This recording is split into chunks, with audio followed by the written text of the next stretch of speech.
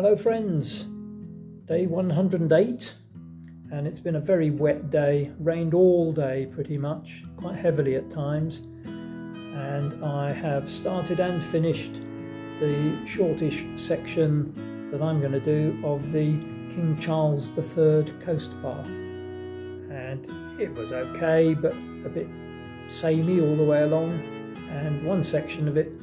did have a sign saying it was closed, but as I had no alternative I used it anyway, and it was a bit overgrown, but I am in Carlisle, so I'm back in a hotel again tonight because there's not much wild camping in the centre of Carlisle, so I am going to have an Italian meal shortly and I will see you on the trail.